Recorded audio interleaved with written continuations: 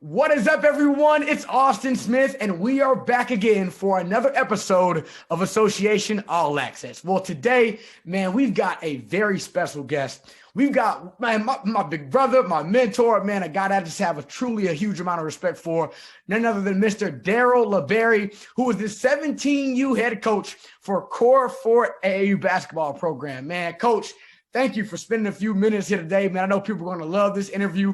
So with that being said, let's go ahead and dive right into it. Let's get into it.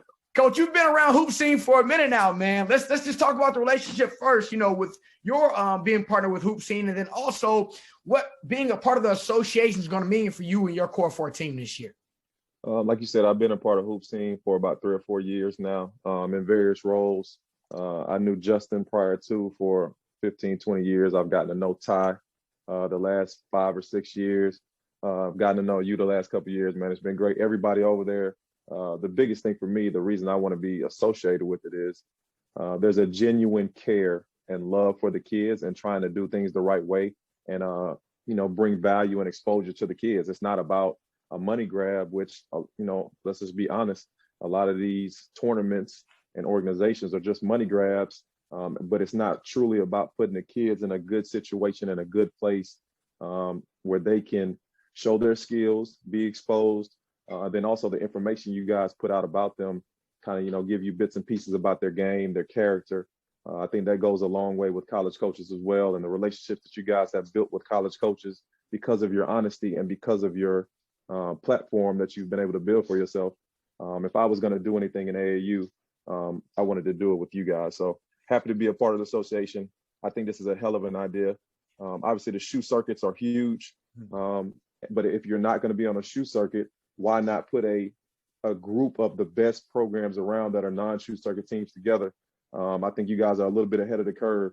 And I think this thing is going to really take off and put some pressure on those shoe circuit leagues. So I'm excited about it. Man, likewise, man. Anticipation is real ready to go ahead and get things started. So CORE 4, tell us about CORE 4 because I've heard some things about them in the past. I know they did some training things and stuff like that. How did, the CORE 4 organization move into the travel ball scene? So CORE 4 is an organization. It's first, it was a facility that was built by Paul Millsap, plays for the Denver Nuggets, also played for the Atlanta Hawks. That's why it's in Atlanta. People try to figure out, what is the relationship between Paul Millsap and Atlanta? He was a longtime Atlanta Hawk and one of the best Atlanta Hawks that we had. Unfortunately, they weren't able to put the salary together to keep him and that team together. What a great team they had. Made it to the Eastern Conference Finals a couple times. And he's I don't know if you personally got a chance to meet him. I'm talking about an unbelievable guy. And they've done a great job putting together a facility that is state of the art, as good as any NBA practice facility that you could imagine. We got 3 full courts. You got a full weight room. You got a turf field. And I use the term field lightly, a turf area where you can do strength and conditioning things to not have pressure on your lower extremities. You got a hot tub, cold tub, sauna, steam room, full locker room. I mean, it's whatever you can imagine in a facility, it's there. And then also they're building a golf academy. They've partnered up with the PGA. They're trying to buy one of the buildings and make it into a dormitory. I mean, when I tell you these guys have big plans and they're doing it again. So I just gave the spiel about hoop scene. It wasn't a spiel. It's the truth. It's honest. I've been around you guys. I know your hearts, but I've been around these guys as well. And they're really trying to do things in the Black community and provide resources and opportunities and information that young Black kids just don't have an opportunity to be a part of. So that's why you get into golf. I mean, how many Black golf programs are there in the Atlanta area or in any area in the country, period, where they're just trying to provide resources, and it's not a money grab at all. They don't need money. Like, they're doing this out of the goodness of their heart, just trying to provide a place where people can come get better and have information, and then hopefully, pay it forward to someone moving on in the future. So that's the CORE 4 kind of mission, what they're all about. And they want to try to, obviously they've had a prep school program, trying to get a high school program. COVID has kind of put a stall on a couple of things, obviously. Having a bunch of kids in a small area right now with COVID going on and all the protocol, trying to get this thing under control before they can move forward with that. But they wanted to do something in the interim with the grassroots program, kind of to get their name out there, let people know a little bit about them. and then also just provide a service for some kids who are good players, to give them resources and give them a little bit of a head start. We're going to have yoga. We're going to have strength and conditioning program. Got a sports nutritionist. I mean, this is high level. Like, this is the whole thought process and ideology behind this is providing a small college atmosphere for kids so that when they get to college, they're already prepared, and whatever you throw at them, they're ready for it.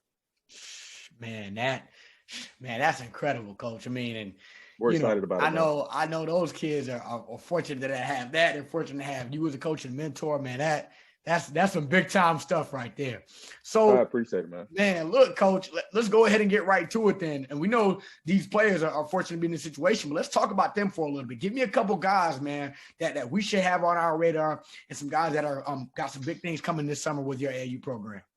So it was two guys and two parents that initially came to me with the concept, and then they kind of morphed into being fortunate enough to partner with Core 4. But I probably would have coached the team if it was just a small team, because these two guys are two guys that I've trained and kind of been with me and been loyal. I've been loyal to them. I've followed them go to games, kind of helping throughout the process.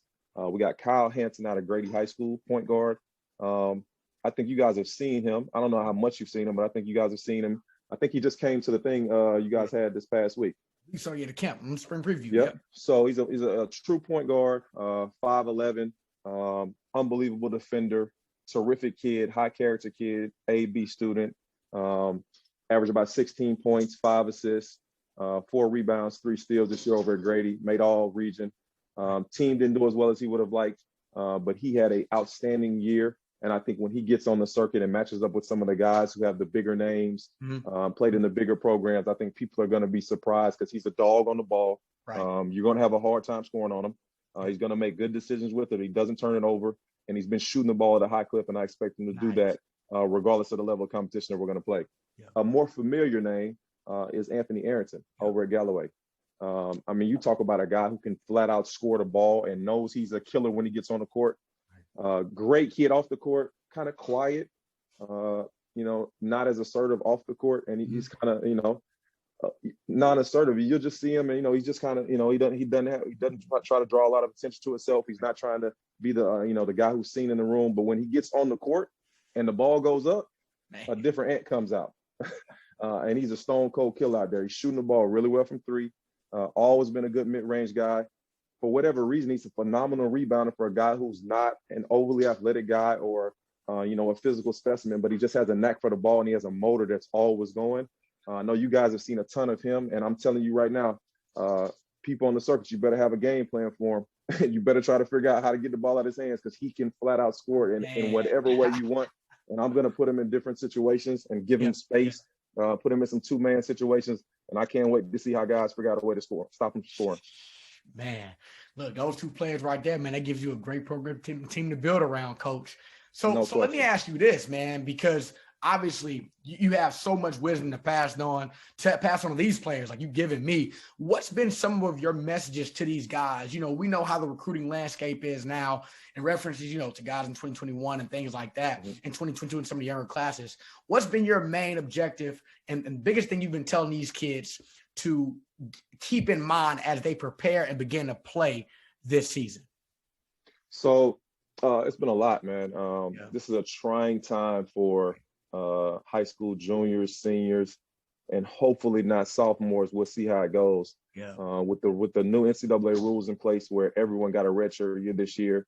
There's a one-time transfer rule. I think they thought they were doing what's best for the student athletes that were current college students. What I didn't think that they did a great job thinking of big picture is how it would impact and the trickle-down effect. So what does that do to high school seniors? Now they don't become as relevant because people are going to try to take a product that they feel a little bit more comfortable with, someone who's already played in college and might have already put up good numbers at either a level above them or a level below them. And they'll feel comfortable that they played in the college system, gone through the rigors of travel, have been able to handle strength and conditioning, and they'll just feel a little bit more comfortable. What people don't understand is the pressure that you have as a college coach is so intense right now. You're starting to see it even at the higher levels of NBA. Coaches are getting fired in 2.5 years. Lloyd Pierce, who was an Atlanta Hawks coach, I think this is relevant because, you know, this is an Atlanta-based organization right here with Hoop Scene. You guys do a terrific job in the Atlanta area. I'm not sure how much you've met Lloyd. He's an unbelievable guy, like an unbelievable guy, done a terrific job in the community. He was handed the keys to a car that was broken. So I don't know what they expected him to do in 2.5 years with so many young pieces, no veterans. But that's just the day and the age that we're living in. Everybody, it's a microwave generation. They want you to win, and they want you to win right now, regardless of the situation, regardless if it makes sense. So the same thing is trickling down into college. So the coaches feel so much pressure to win right now. The easiest way to win is to have experience and be older. That's the easiest way to win. You can ask any coach in the country. They'll obviously try to take as much talent as they can, but if they can't get the highest level talent, which now you have to compete with the G League, you got to compete with people going overseas. It's just hard to get really good high school players. There are only so many of them, and they have so many options. But now they're choosing options outside of college as well. So what should you do next? The next thing you do is you go get a transfer, a kid who's already played and has proven that he can play in college. Now, once you do that, you also got grad transfers. We haven't even gotten to the grad transfer market. And now almost everybody can grad transfer because you got a redshirt year automatically. Right. So there are more grad transfers than ever this year. And every single person in college is coming back if they choose to come back. Now, I think a lot of kids will actually move on with their lives, but there will be a lot that plan to choose. So if you only have a certain number of college scholarships and you've now made it a bigger pool of players to choose from, who gets hurt? It's the younger kids. It's the high school kids. So the main thing that I've been trying to concentrate on and impose to them is you can't get caught up in everything that's going on. Control what you can control. You need to just continue to improve, get better, and just control what you can control. You can't worry about everything else. You can't worry about what's going to happen in the future. You can't worry about what the college coaches are going to think. The only thing you need to do is be ready when your opportunity comes, and when it comes, take full advantage of it. If you worry about everything else and don't take care of the here and now and don't continue to get better, when your opportunity comes, you won't be ready and they'll just move on from you. That's the only thing that's the main message that I'm impressing upon all the parents and all the kids right now. Man, look, Coach, I think you hit it on the head with that one. I mean, in times like this, especially for all these younger players that are playing this season, man, putting in that work is so key. And for me personally, I'm a guy that I love learning about, development and how to get better and things like that.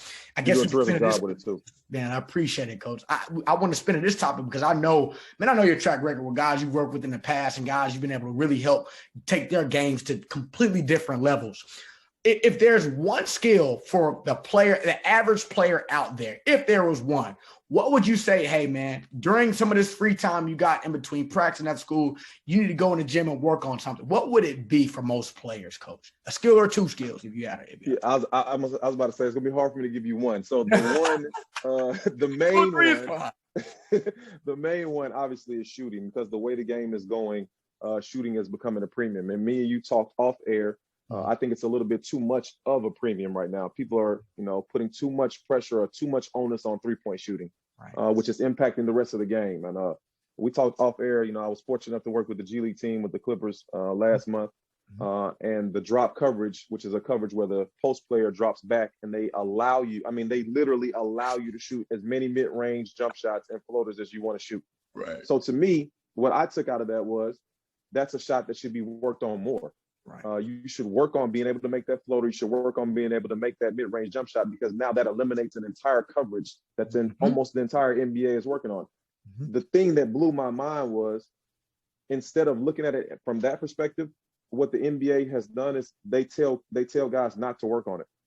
It's a bad shot. The percentages say don't shoot it. So work on your threes and work on finishing at the rim. And I was a little perplexed by that, because to me, if that's a shot that's going to be given up, I think that's a shot that should be worked on more. Am I wrong on that? No, you're right about that. It makes sense, Coach. So I think the mid-range jump shot is something that we need to bring back. I'm dating myself here, but a guy named Rip Hamilton made a living off of making mid-range jump shots. Yeah, easily.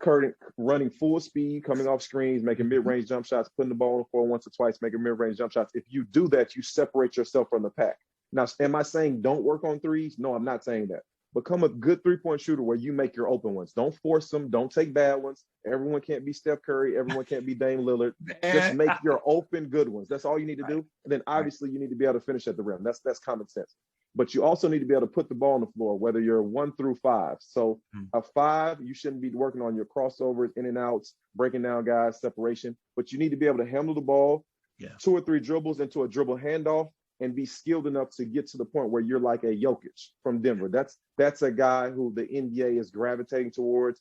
And he's not a breakdown dribbler, but he can handle the ball good enough to get to his spots and make plays. Because they have a mainstay play called delay in the NBA where they throw the ball to the 5, and he's now kind of like the point forward who makes plays. And then you have screening actions on both sides, whether that's flare screens, pin downs, staggers. But he's the guy who initiates the offense. So 5s, you got to be able to do that. 1 through 4, you got to improve your ball handling and be able to break your guy down, get to the rim, be good enough to get to whatever your spot is and make your shot. So if I could have any 2 things that I wanted to talk about, it would be shooting, mid-range jump shots, be a better 3-point shooter, and be able to handle the ball. And then lastly, if you can't defend your position, don't say you can play that position.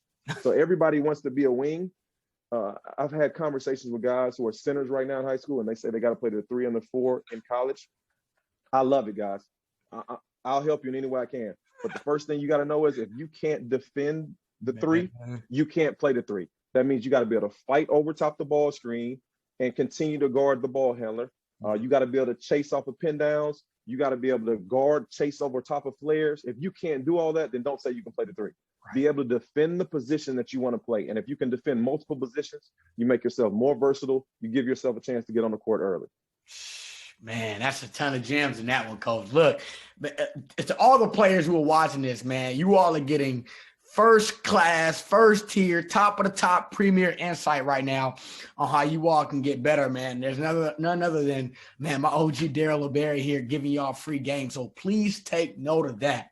Well, Coach, just to wrap things up again, man, I'm looking forward to watching your Core 4 group play this year, man. It's going to be pretty interesting to see you on the sidelines, man, instead of being, in the whole other road you've been in with hoop scene, man. But nonetheless, man, we appreciate you for being family, man, and we appreciate having the opportunity to have this year's first, 17U group for Core 4 play with our events, man. That's something we're excited about. So for everyone tuning in, again, man, you've just been to another episode of Association All Access. I'm your host, Austin Smith, but I was joined by my special guest, man, my mentor, Mr. Darryl LaBarrie. Coach, thank you again for your time, brother. We look forward to seeing you at all the events we've got on our platform this year. Thank you for having me, Austin. You guys are doing a great job. I truly mean it from my heart, man. I really appreciate you guys and everything you're doing in the community. Hopefully everybody understands and appreciates what you guys are doing. And I hope you guys get a lot of thank yous, a lot of appreciate yous. And please continue to do what you do for the right reasons. We love you guys, man. And thanks for having me on. I really enjoyed it. No doubt. Thanks again, Coach.